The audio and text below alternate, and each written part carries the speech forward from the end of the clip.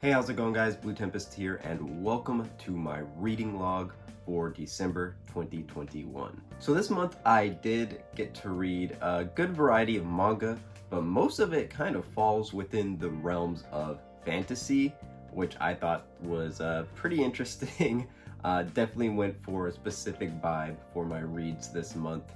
But I am very excited to share my thoughts on all of these series that I did read. And yeah, make sure you stick around till the end of the video so you can find out what my manga of the month was for the month of December. But without further ado, let's get into it. Alright, so I do want to start off with some of the ongoing series that I have been reading. The first of which being Blood on the Tracks, Volume 7.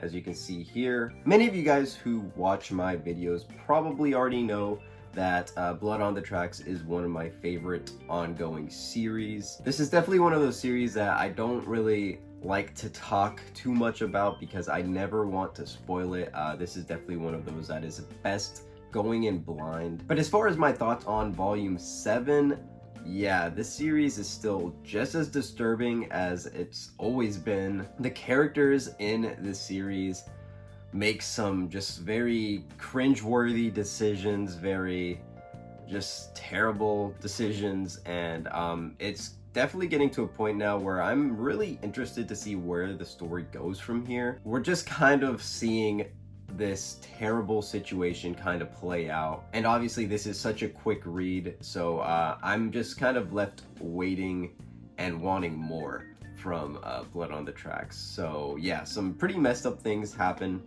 in this volume, especially towards the end of the volume where it kind of left on a cliffhanger. Very excited to see what happens next in Blood on the Tracks. Next up, I did read the 7th omnibus of Gantz right here. Gantz is one of my absolute favorite series. Make sure to watch my top 10 manga video so you can see where it landed on that list. But spoiler alert, it was pretty high on the list. But yeah, this omnibus right here, basically, man, it's so crazy. It kind of reinvigorates the fact that this is one of my favorite series. There's just so many twists and turns in the story, so many plot twists. Obviously, I can't really get into specifics because anything that happens in this volume will definitely be big spoilers. But just know that Gantz continues to be one of my favorite series and one of the greatest action series that I have read so far. Next up, I do want to talk about Kaiju number 8. Now, this is a very popular series that just debuted with its first volume in English. And what are my thoughts on Kaiju number 8? Well, I do think this is a very fun series, and it's definitely something that I'm going to keep picking up. I think the hype got to me a little bit.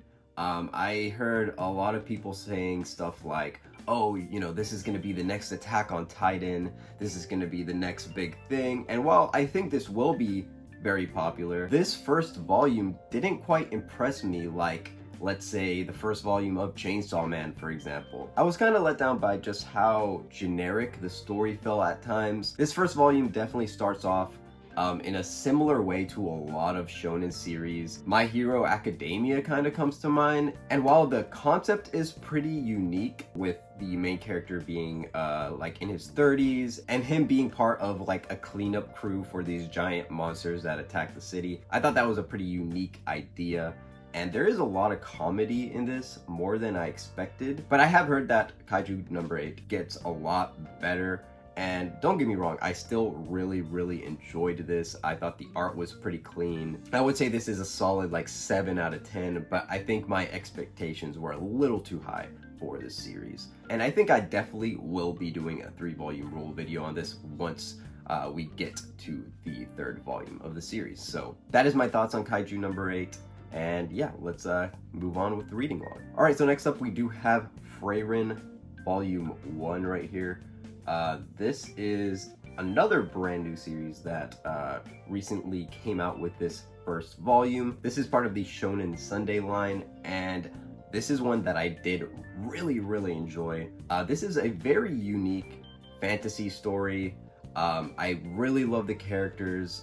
This basically about Frieren, who is like, I believe like an elf who lives a lot longer than the typical human. We see her with like a band of heroes and that kind of like group that she's a part of.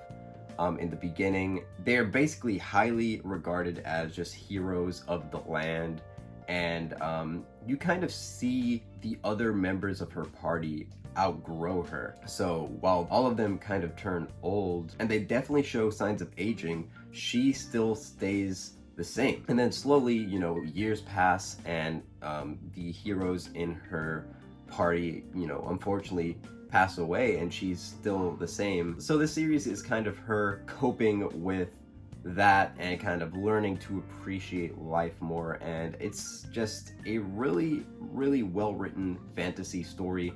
Kind of reminds me a little bit of like Spirit Circle. So if you like Spirit Circle, then you'll definitely like this series. I did really enjoy this. I can't wait to read volume 2 whenever that does come out, and yeah, highly recommend Frieren to you guys. All right, and next up we do have the NPCs in this village sim game must be real.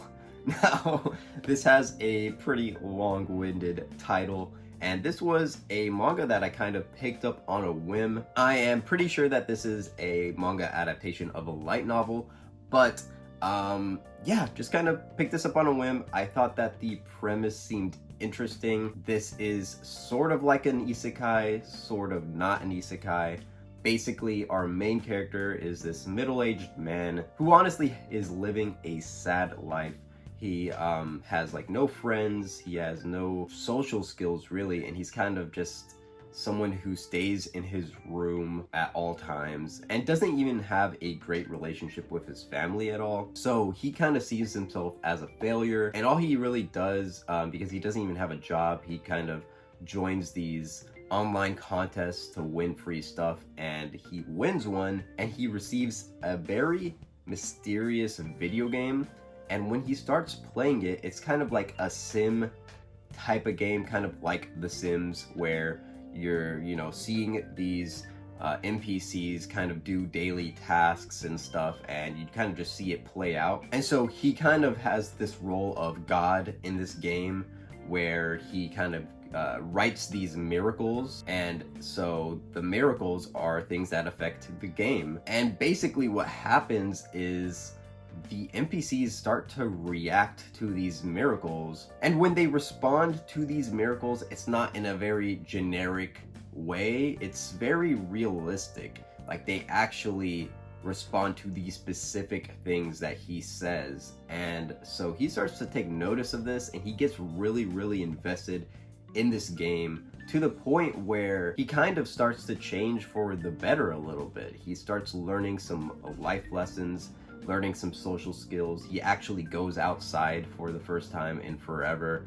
So yeah, I really did enjoy this first volume. I thought it was pretty interesting. I'm looking forward to continue the series. I'm not sure where it's gonna go from here, but I am excited to see where it does go. Another thing that I do want to mention is that the art in this is surprisingly really good. I did enjoy the art in this series as well.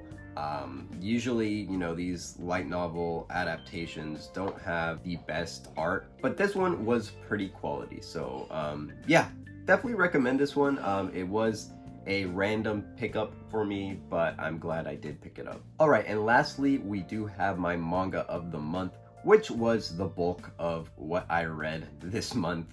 And the honor of my manga of the month for December 2021 goes to Parasite. So this month I did read volumes 2 through 8 of Parasite. I did start volume 1 last month, and I did talk a little bit more about the premise of the series and everything in my last reading log. But just to give a little bit of an overview, basically these creatures come to Earth. They can control human brains, and they're basically parasites. So once they take control of a human, they can kind of like stretch their arms, they can attack, they can change the shape of different body parts. And yeah, this is a very body horror centric series, but it also does have some action and thriller elements to it as well. So yeah, while this series definitely got a little slow at some parts, I think the pacing did suffer a little bit throughout the story. I still really enjoyed it, and I highly recommend you guys to check it out.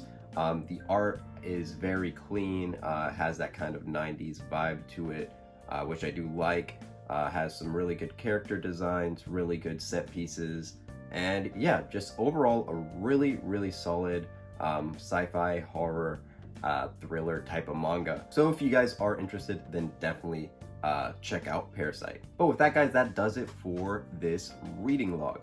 I hope you guys did enjoy it, and if you did, then make sure to leave a like and subscribe to the channel if you haven't already. All of my social media links are going to be down in the description. And with that, guys, I'll see you in the next video.